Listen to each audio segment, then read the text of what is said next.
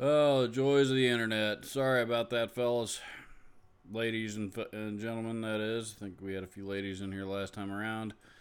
My internet connection my Wi Fi connection likes to completely just go out for no reason about once a week. And apparently it decided to do that right in the middle of my live stream. Bastards. So, if you had, I saw there were some questions in the top chat that I hadn't gotten to yet. Somebody's got some more questions. So somebody had a question that I didn't answer yet. Just post it again, and I'll get out. And we'll get to it. I promise. So, because unfortunately, when I had to refresh everything, uh, unfortunately, that also wiped out everything that was in the chat, so I don't have a record of it anymore.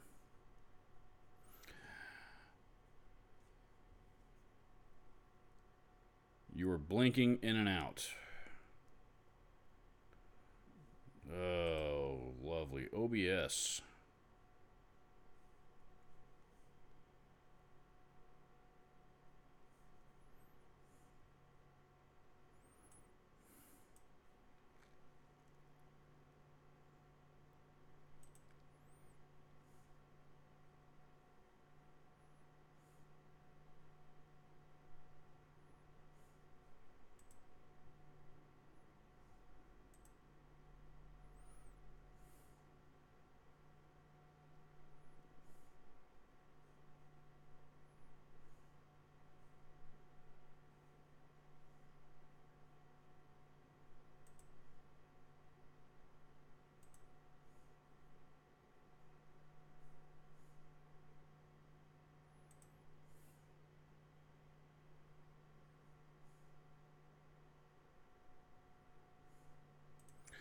Forgive me for I'm looking through my OBS settings. Not that I know what any of this stuff means, but opening outputs, choose video settings.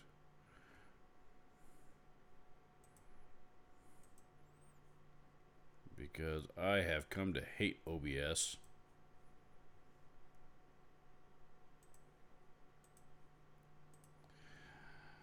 Unfortunately, there is not another free streaming software that, at least not that not that I know of anyway. So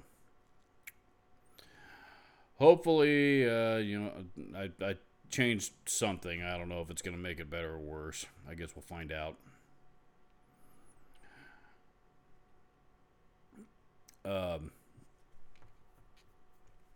Kobe out said, "How was Mexico?" Mexico was absolutely fantastic.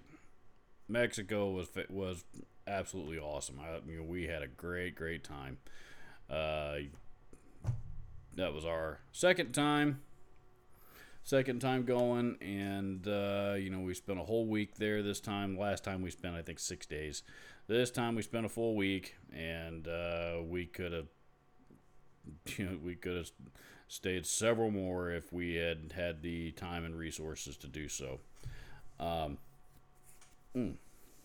yeah, no, it was a great time. We had a great time. The airlines almost made sure, they sure tried to make sure it didn't happen. When we boarded when we boarded our plane to leave out of Indianapolis, everybody was on board, and then all of a sudden they came on and said, yeah, we're not going to be able to, because we were supposed to make a connection in Chicago, which I didn't like because I hate flying through Chicago.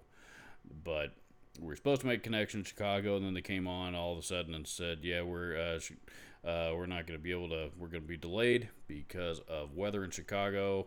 They're not letting any planes in or out at the moment. So everybody needs to go ahead and deplane. So we all get, so by this point, I'm pissed.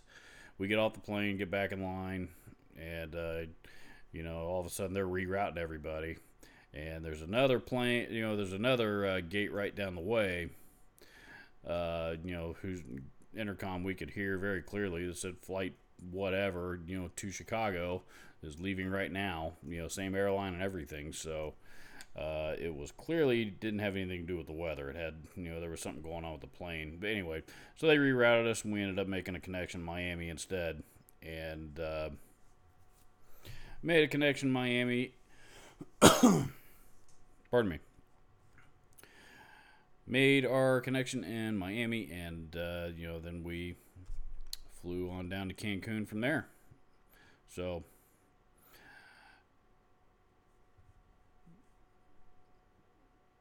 but that is air travel. Comes with it. Blanking out like a drummer's attention span. Am I blinking out on everybody's screen? Let's see. Hey, Mike Pettit's here. Finally caught you while you're actually on. Your plants are well. Good. I'm glad to hear it. Randall Vandergriff. I just got a Samick made Silvertone Jupiter reissue. Not wanted. It has a blender switch and it's so nice. I love anything from Samick. You need one. I mean, the truth is most guitars come from Samick. Samick are actually the largest guitar builder in the world. At least I think they still hold that title. Most companies that have their imports built by a factory in Indonesia or any number of others. I mean, most of those come out of the Samick factory. So I have plenty of Samics, I'm sure.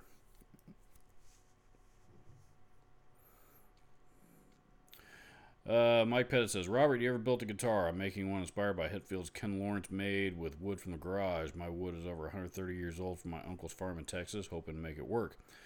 No, I haven't. And, truth is, I have no interest in becoming a luthier or a builder. Or I don't even want to buy parts from Warmoth or anything and build my own Strat or anything. I mean, it is not appealing to me at all. Not something that that's not something I'm likely to ever get into. It's just not my thing. So, just not my thing. I prefer to buy them, already manufactured and ready to go. I don't even like modifying my guitars anymore. If my guitar doesn't have, the guitar that I'm thinking about buying, if it doesn't have the features or the sound or something like that that I want when I buy it, I ain't buying it. Also says, I finally ordered the diesel 212 cab with the front loaded vintage 30s. Hope it'll be an improvement over my 112 Mesa. I would imagine you would probably be pretty happy with that that diesel 212 cab. I had a 412 cab loaded with vintage 30s that I'm still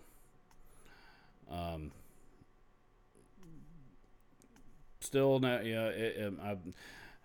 I wasn't using it for anything, just because I don't have a diesel head that I could have put on top of it, and there was no sign of me getting a hold of one, acquiring one anytime in the foreseeable future, because because diesels are so goddamn expensive.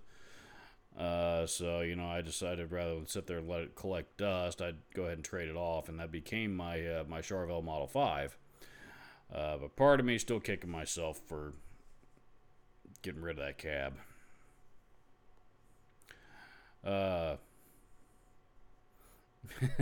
Yes, I pronounced your name right. I am, believe it or not, I'm actually very fluent in the English language. I know I don't speak all that fluently, and I stutter and stammer and all that crap that goes along with it, but the truth is, I was raised by an English teacher. My mother is an English teacher. My father is one of the best letter writers that I know. Probably the best letter writer that I know. And I was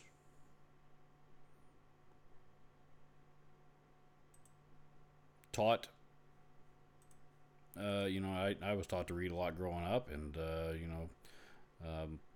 just kind of rubbed off, I guess, So who knows? I'm fooling with settings here in OBS as we're as I'm talking to you guys, trying to make this thing work a little bit better. Antoine says, from where are you broadcasting? Michael D is correct, here in Indianapolis area.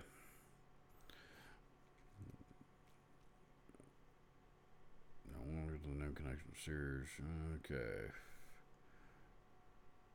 Price is why I'm happy having the diesel VH4 2-pedal instead of the VH4 head. Well, that pedal's what, $300, $299, I think. The head's $5,000.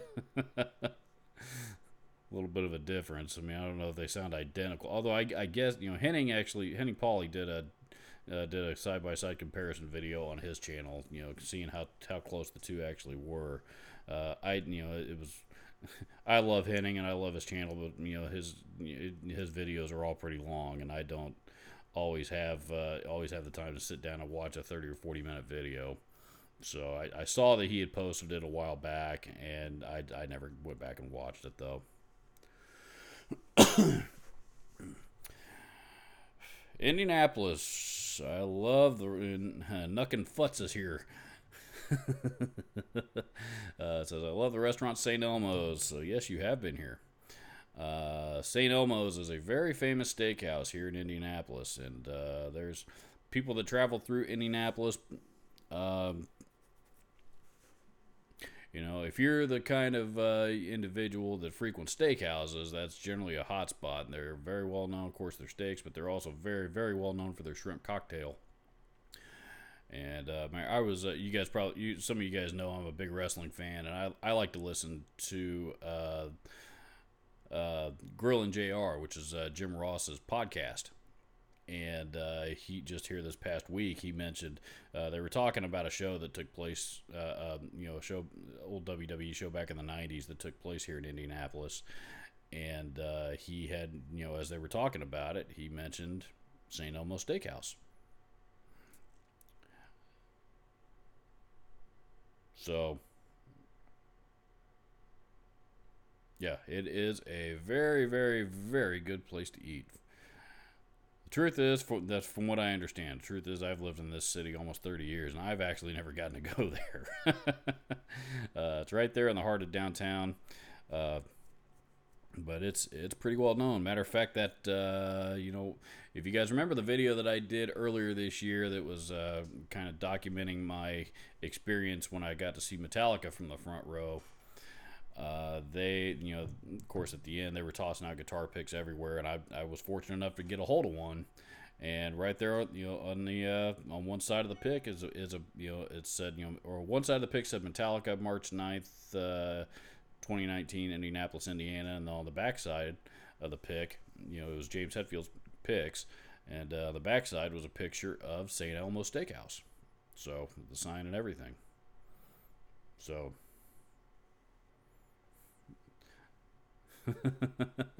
See, fell onto you. Went to WrestleMania 21. I'm jealous. I've always wanted to go to WrestleMania.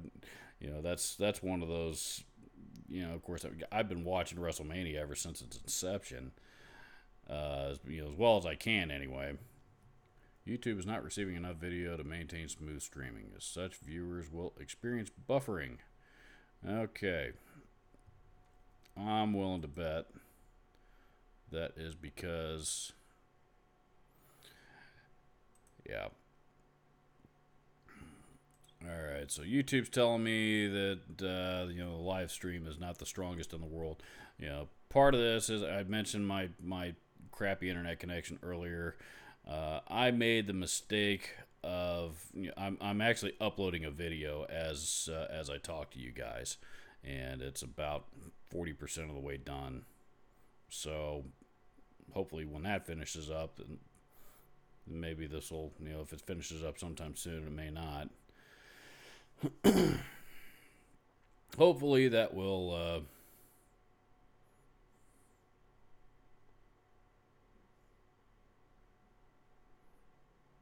straighten itself out. So in the meantime, my apologies here, folks. Look up when Cena won the belt of WrestleMania 21. I'm the dipshit in the top right in the red Dale Earnhardt Jr. shirt. So you could be seen on camera and everything, huh? That's pretty awesome.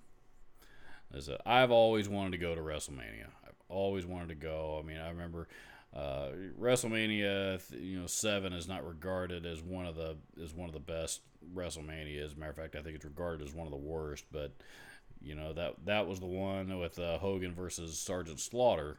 Where Hogan beat Slaughter for the title, and they were doing this big angle with Sergeant Slaughter all of a sudden was an Iraqi supporter, and that was right in the middle of the Gulf War. Basically, typical Vince McMahon, marketing, to take, find a way to, use the biggest world events going on to promote his product, which was pretty genius. And that, it's kind of frowned upon. That WrestleMania is frowned upon today, but at the time, I thought it was a pretty as a huge Hulkamaniac. As a kid who was a huge Hulkamaniac, it was a pretty uplifting experience. That's not the one I remember the most, but it's definitely one that I remember. So that's pretty cool. Cena almost landed on you.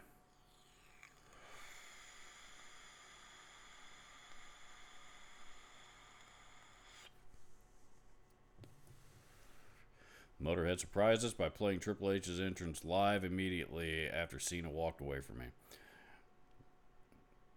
Oh, Lemmy. Oh, Lemmy. How I miss Lemmy.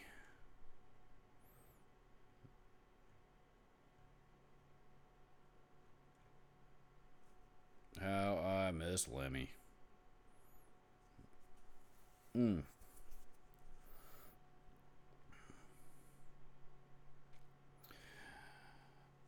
Wow.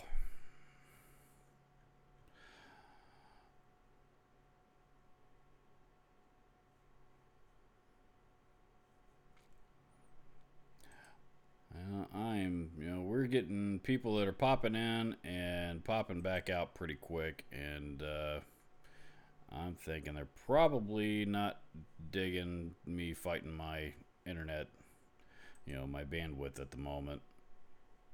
The only thing I can think of, and of course it's also late, and maybe some of these people are even drunk. I don't know. So, I'm going to hang out here for a little bit longer with you guys, and if nobody has any questions about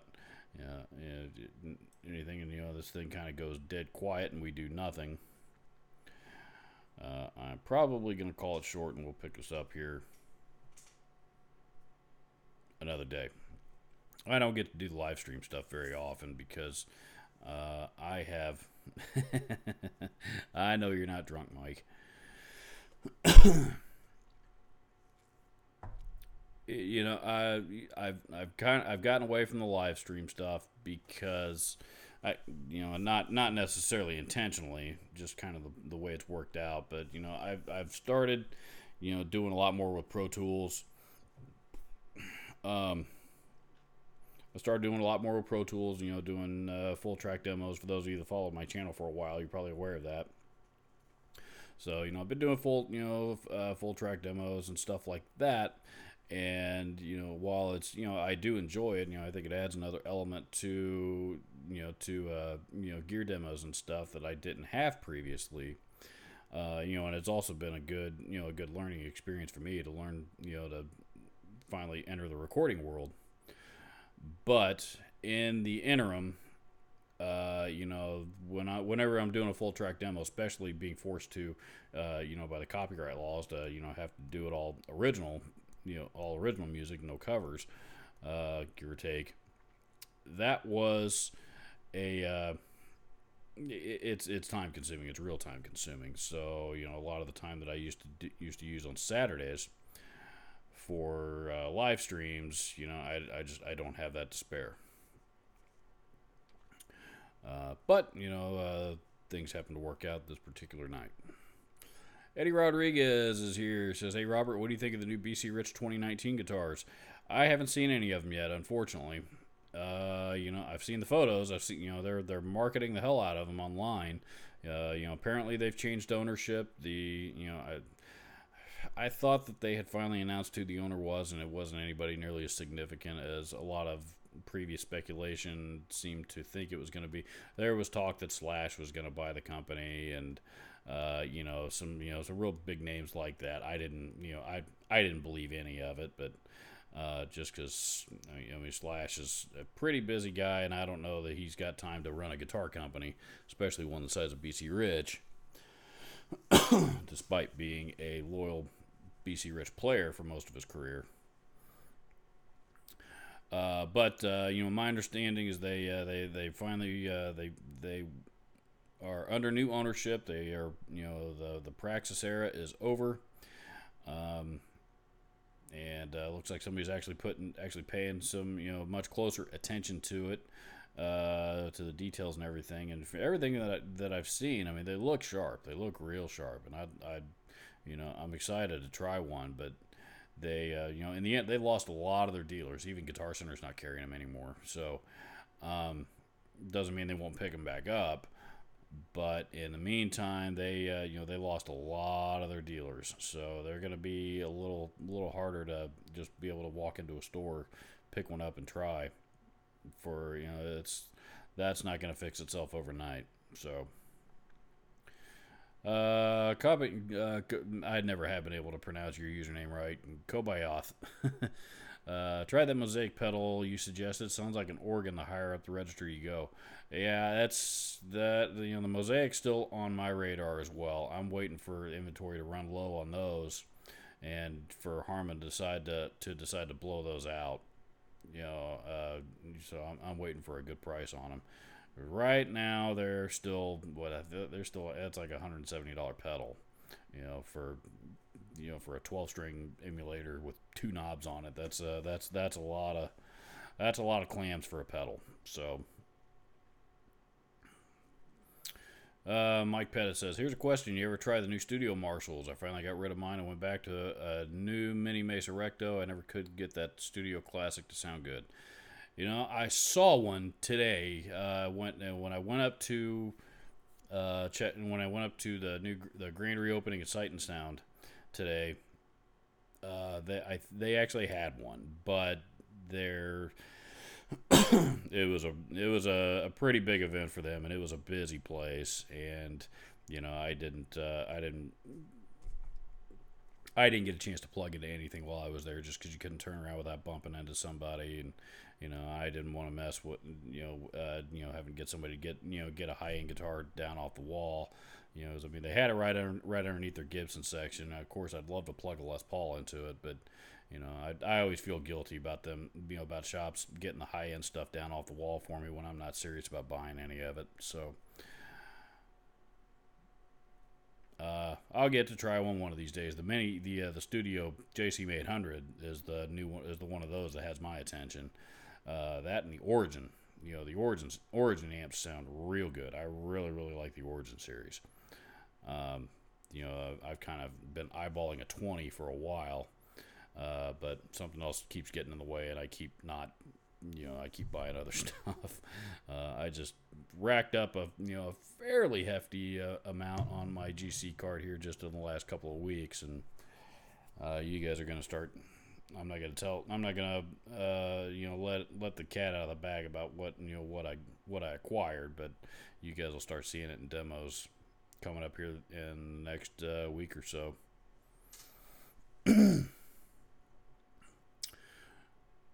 Let's see. Oh, I just saw where Eddie Rodriguez says he was new here. Welcome to you.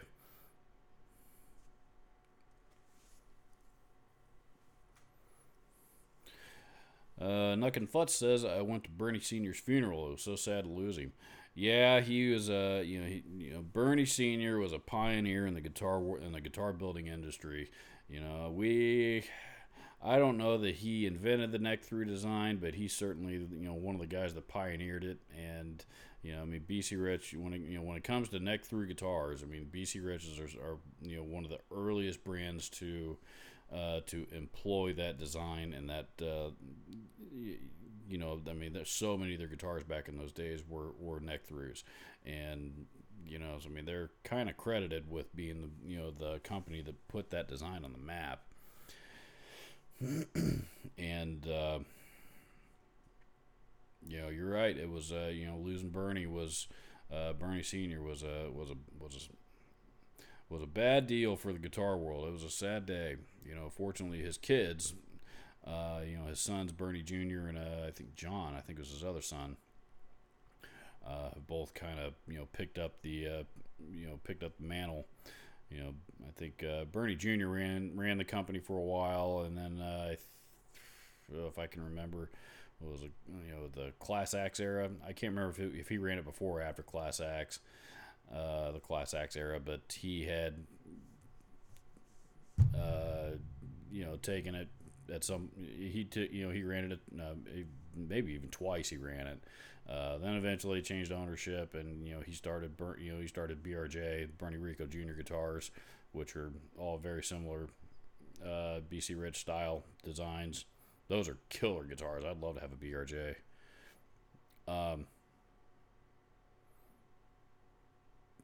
He fell on hard times, and unfortunately, he had a lot of people that put a lot of money down on special orders that were never, he was never able to fulfill. So, I've heard he's kind of getting back on, he had a lot of health problems that caused it, and I've heard he's kind of getting back on track, but I don't know.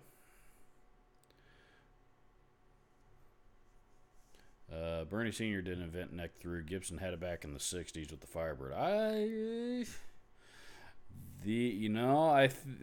know the Firebird, today anyway, is that, and the Firebird and the Thunderbird, those are Gibson's neck through models. But I've seen a few 60s Firebirds in my day, and they, believe it or not, they were set neck. So the Firebird was a set neck guitar for once upon a time. I don't know when they changed it over to neck through. BC Rich started in 1969, I believe. So at any rate, it was right there in the same era. Yeah, I don't know who. I'm not sure who invented it, but it was BC Rich. I know they were the ones that, like I said, they pioneered it.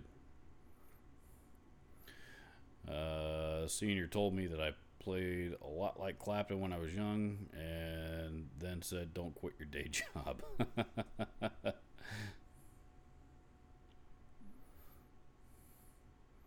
Yeah, there's no money in music these days unless you're a rapper or a pop singer, and I'm neither.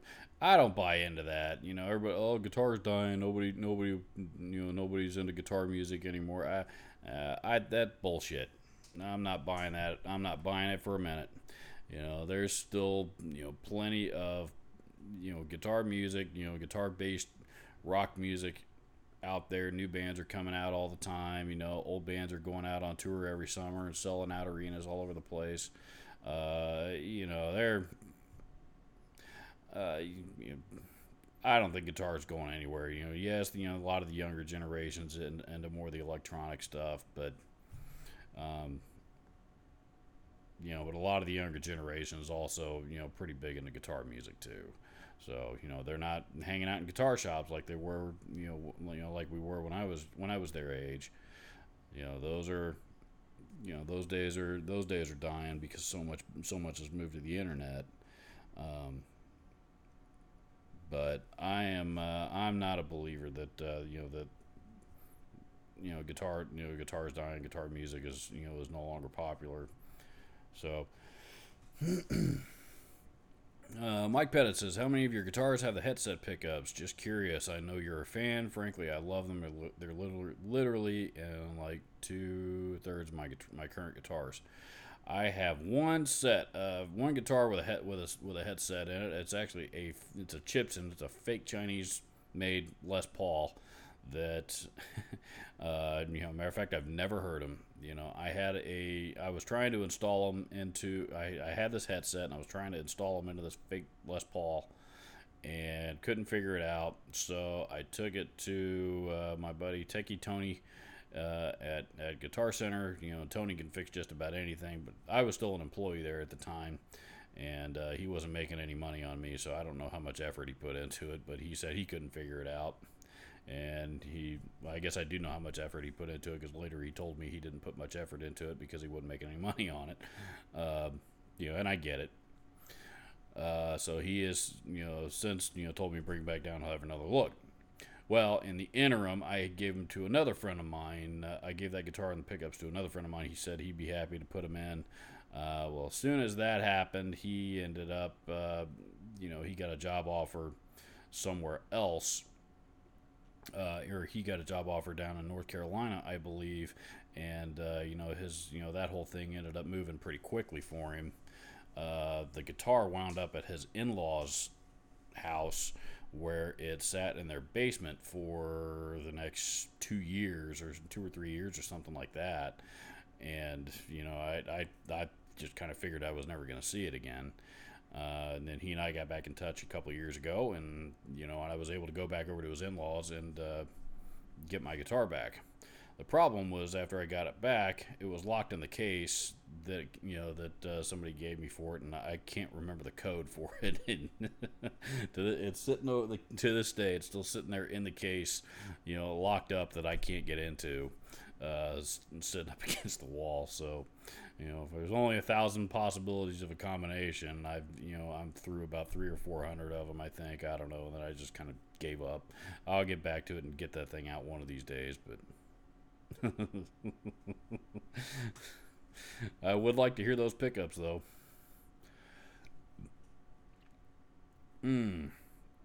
Kobe Out says, I always wanted a BC Rich Eagle, but they're hard to come by. How did the Drowning Pool signature model stack up? The Drowning Pool, I can't remember that guy's name, but I know the guitar that you're talking about. He did have a signature Eagle. That was pre-Praxis, and they were great guitars. They were right there. They were right in line with my Mockingbird Special, and they were higher end import guitars is what they were. Korean made, I think in the 800 to 1,000 range, if memory serves. Well made guitars, very well made. So, but you're right, especially a neck through Eagle guitar is tough to come by. I have a neck through Eagle bass from the late 70s. The basses seem to be a little bit easier to find, or at least you see them a little bit more often.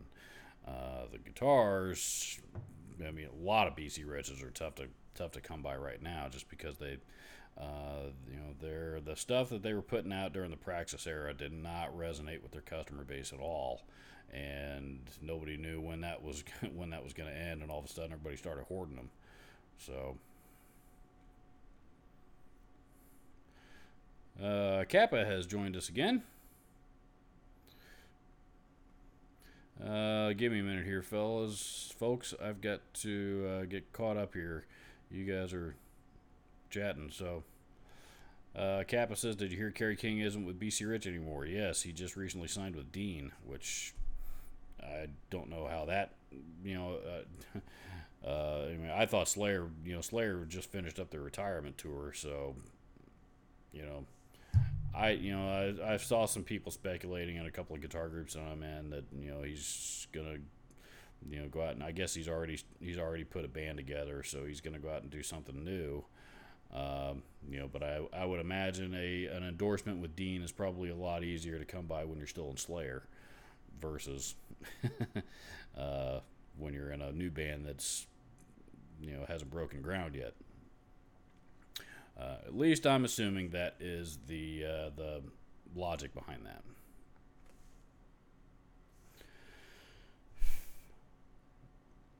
Let's see. But hats off to him. I like Dean guitars too. He's been a BC Rich guy for most of his career, but I like Dean's too.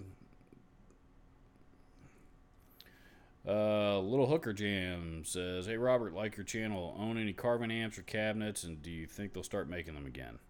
I don't own any Carvins. However, I thought they were actually still in production. I know they were in serious danger of going out of business here a while back, and something happened. A change of events. Turn of events happened, and they were able to the Carvin, the amp and PA division were able to stay afloat. Well, let me go to their website.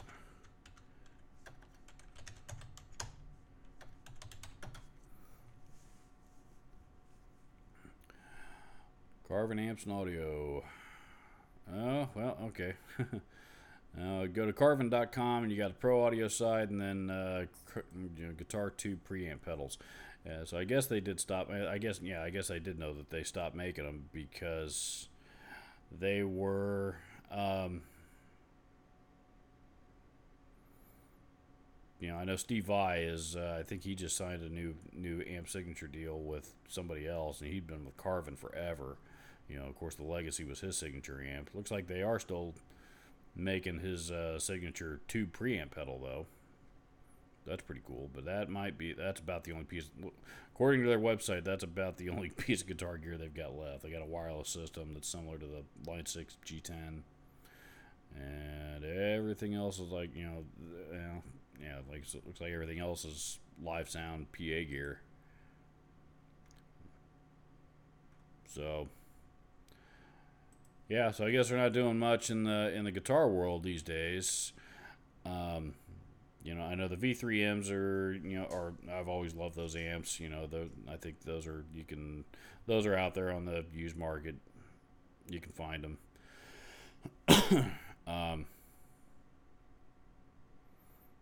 The Legacies, of course, are out there, and there was 2 or 3 generations of Legacy amps now. So, but are they going to start making them again? I got to assume that's part of the plan, but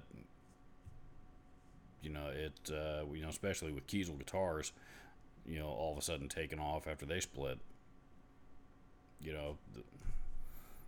I got to assume that's that's what they got their sights on. But when finances run low, and especially for larger companies like that, those problems don't fix themselves overnight. Same rosters: Dave Mustaine, Michael Schenker, and Dimebag. Kappa, Michael D says, yeah, he's with Dean now, pretty cool. He's on the same roster as Dave Mustaine, Michael Schenker, Dimebag, rest in peace, etc. Unfortunately, with Dave Mustaine's health problems, he just announced he's unloading, like, I think it was 150, over 150 pieces of gear on Reverb coming up. So, I'm sure some of his guitars are part of that. If I wasn't, in the middle of I'd be more excited about that if I wasn't in the middle of a Reverb boycott.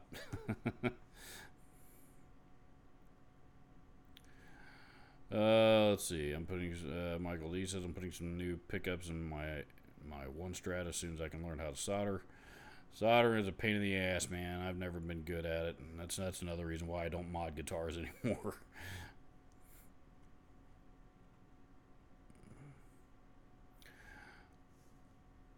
Just watched the Kerry King rig rundown last week. Well, the which one? The old one with his BC Rich guitars.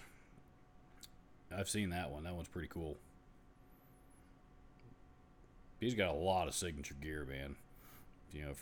I as much as I love Slayer, I'm not a big Kerry King guy. I think his solos suck, but he's got a lot of signature gear. He's got a lot of signature BC Rich guitars, and signature Marshalls, and signature MXR pedals, and signature strings, and signature picks. He sells a lot of guitar gear for a lot of companies.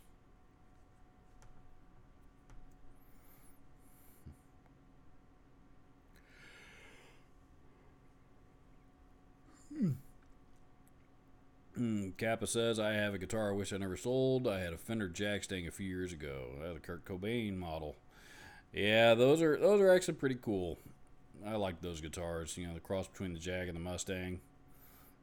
Kind of, sort of. Because he was playing all kinds of those Fender offsets during their career. This is back in the early '90s.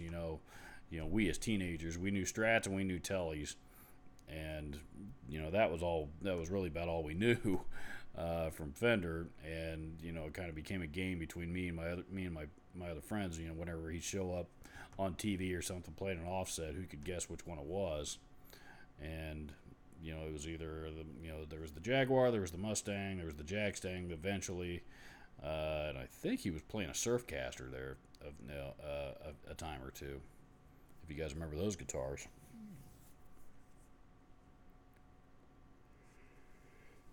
Yep.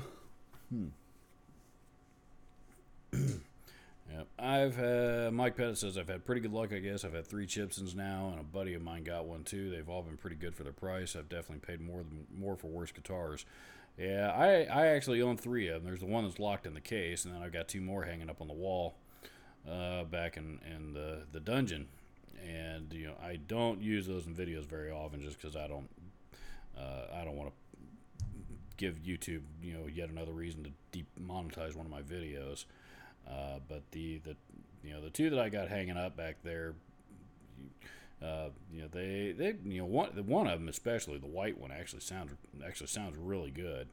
Whoever had it before me, put some good Duncan pickups in it, and it actually sounds really good. It doesn't stay in tune all that well, but it does. It's not the worst tuning stability that I've ever seen. So same with the other ones. Matter of fact, both of them got. Let's see. The white one's got Duncan. I think a JB. I think it's a JB and a Jazz in it. The other one's got I think 259s or something. The black one, the 3 pickup one with the middle pickup disconnected. That one doesn't stay in tune. That one, tuning issues are worse with that one. So I'd love to get rid of them, but I don't want to be the guy selling them. I don't know how you'd sell a fake Gibson Les Paul these days anyway. Anywhere you try to list them, the listing gets deleted. So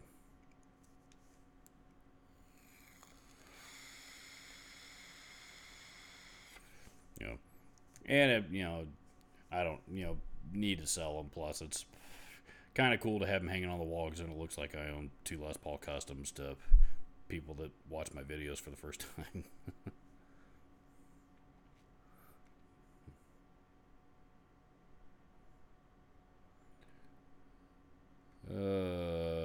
Give me a minute to get caught up on the comments here, folks. Microphone's in my house. As soon as I find another Black Raven, Braun Ashton's mine. Not much into Dean guitars, but I do really like their Dime Stealth models and the Razorback V's. Yeah, I've got a Dime model called the 10K commemorative model Razorback that I really like. And I agree. I like that. I like them quite a bit. The Stealths are cool too. Those are hard. Those are a little bit harder. The Dimebag era Stealths were are especially really hard to find. But you don't see those hanging out too often anymore. Never. Kabayat says never came across a carving guitar that wasn't neck through. Oh yeah, they've gotten a lot. If you look hard, because actually most of the ones that I've seen actually seem to be bolt-ons. The neck through ones are out there too. I guess they made plenty of both, but.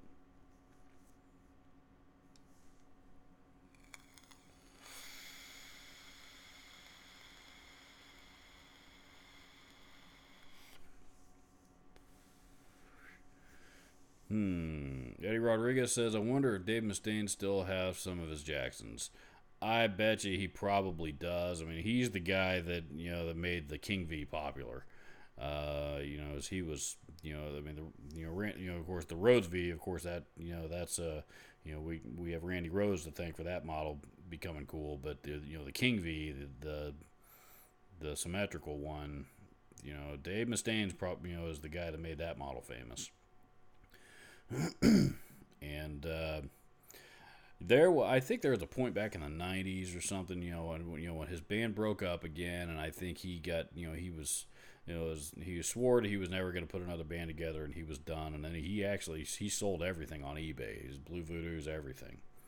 At least, I read that he sold everything. I've got to assume he hung on to a few things, but next thing you know, he didn't turn around and met he managed to recruit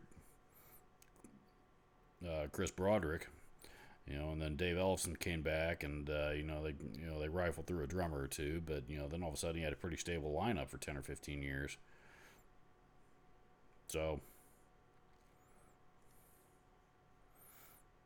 he got back into it.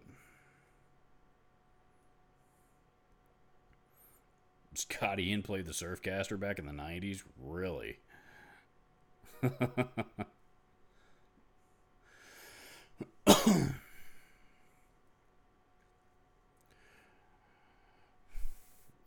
Michael D says Reverb lost me after the 42 Gear Street fiasco. That's exactly when they lost me. I am. Somebody must have seen that video that I put up because they didn't.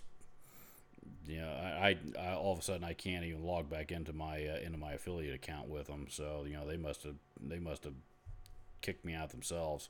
I'm not sure, but I don't know. Apparently, I'm no longer an affiliate.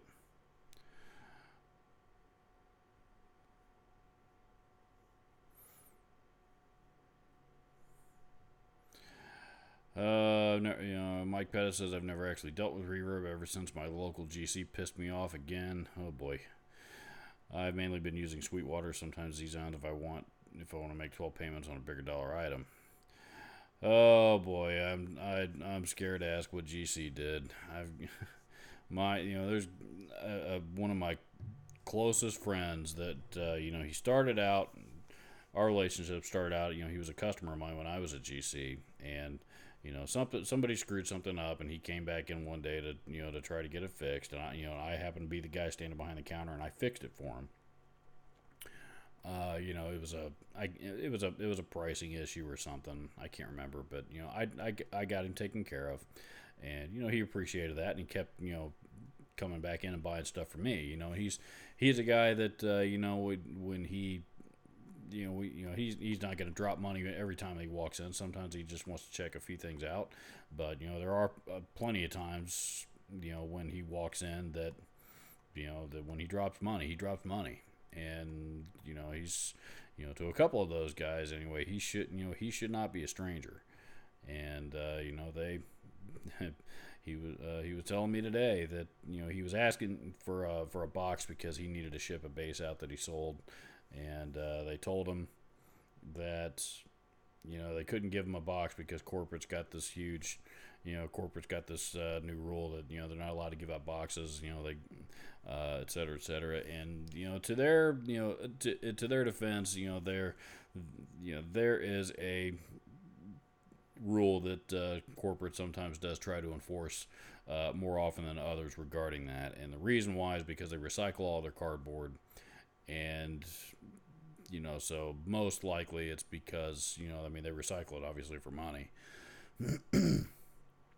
So they're trying to squeeze every dime out of it that they can, which is why they don't particularly they don't always want the stores to be giving away their boxes. Now, a lot of that also, depends on who you talk to when you walk in. When I was there, regardless of what corporate was saying, anytime a customer came in and asked me for a box, I went back and got one. I don't think anybody's ever going to fire me over a cardboard box. So, but that wasn't the case when he went in today. So he kind of chalked it up to okay, maybe corporate's got some weird thing, no big deal. Moved on. Well, while he was there, he saw a custom shop jazz bass hanging up high that that he was interested in. It wasn't the color that he was looking for, but he did want to check out the bass, kind of get an idea of what it felt like. And he asked to get it down, and one of the associates, who actually was a guy that I worked with when I was there, he's still there. He's about the only one that's still left. There's 2 people left, and he's one of them. But he looked at him and said, if you said, I really don't want to get it down if you're not serious, if you're not really serious about buying it. And that was it. And my close friend said that was it. Turned around, walked out, and he said he's never going to go back in there again, or any other Guitar Center for that matter, and he's going to start taking his business elsewhere. It's heartbreaking. It's heartbreaking. I don't know what has become of it. I don't know how they got there, but they are, and it's I hear stories more and more often, and and I've always defended Guitar Center. Guitar Center for the most part has been very good to me. When I've been employed there, but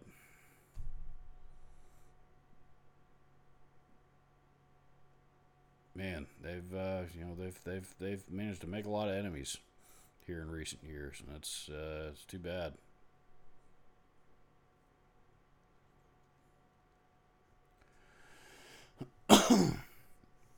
I don't think it's the Guitar Center employees don't care. I think it's that they're not trained properly anymore.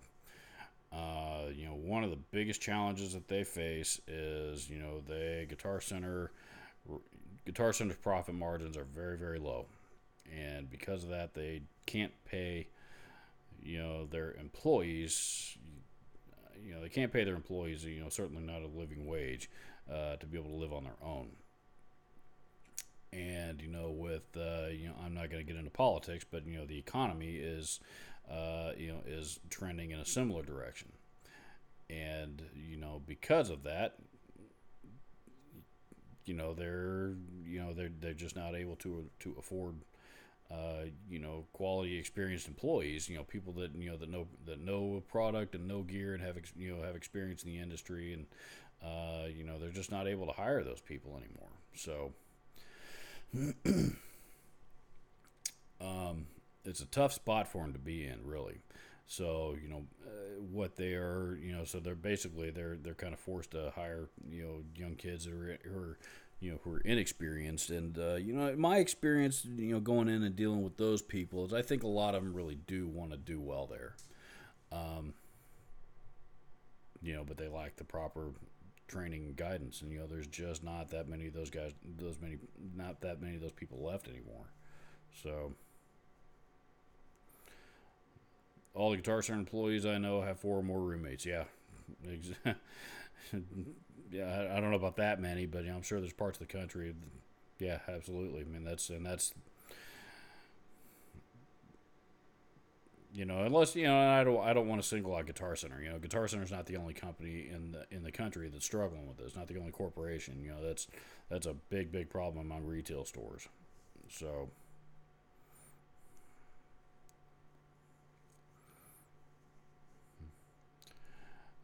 Mike Pez, the last time they tried to screw me over in the repair plan I bought on that first mini rectifier head that I had that died on me.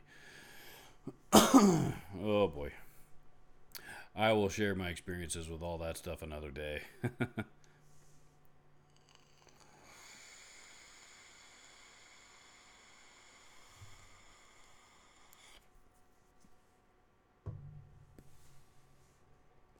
Oh. Looks like we have passed the daylight savings hour. As the clock on my computer is now saying 1:34 for the second hour in a row.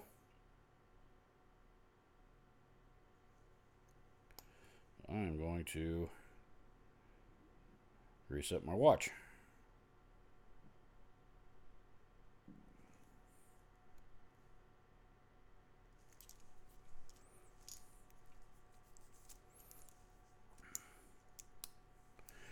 So I even once had a GC guy tell me I was an idiot for wanting to try a headset to get closer to headfield sound. Oh yeah, I've heard about plenty of plenty of people receiving bad advice. You know, like I said, just inexperience. It's inexperience, and honestly, I think I whether it's true or not, I actually think it's sad that everybody, on the internet, guitar players especially, are constantly beaten up on Guitar Center, without looking at the whole picture. So, because like I said, Guitar Center's not the only company that that has this problem. So I recognize you can go to other large MI companies like Sweetwater, for example, and those folks are trained pretty well. But they have one location, so I've seen the same type of people at Sam Ash, and those are the 2 big chains around here. I don't know who else there might be out there. Like Rock and Robin, I know is a big chain down south. I've never been to any of their stores, so I don't know, but.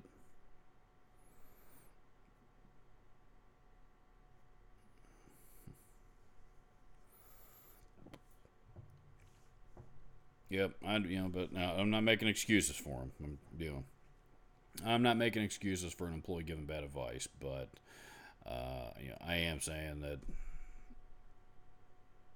I understand the reason for a lot of it.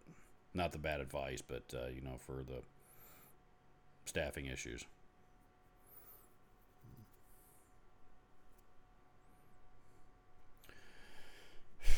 Alrighty. Well, we are. If you count the first live stream that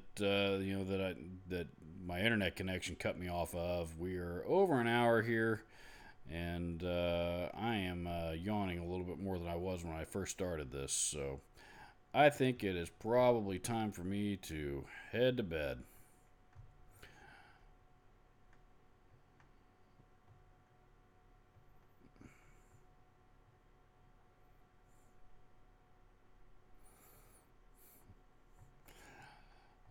Keith Hayward says, "I know more than GC guys. They had to keep looking stuff up. Even when I was there, I mean, there was always somebody that walked in that knew more than I did.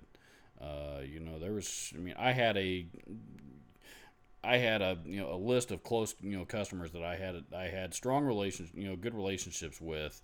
I had a guy that knew a lot about. I had a PRS guy. I had a high end bass guy. I had a Gibson Les Paul guy. I had a Fender guy. I had lots of set of customers that all knew something in specific areas. Knew more than I did in specific areas. So and the reason why I mentioned those is because when somebody came in with asking with a question or bringing in a piece of gear or something that I didn't that I was not familiar with, I had people call to get consumer a consumer related perspective. So I mean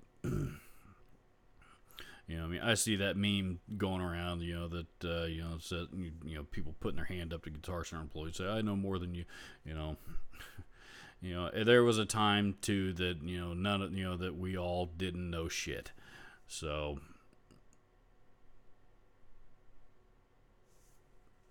there was a we may know more than a lot of the associates when we walk in the door there these days, but like I said, there was a time that I didn't. There was a time that I did not. So, all right, that's it. That's the end of my rant.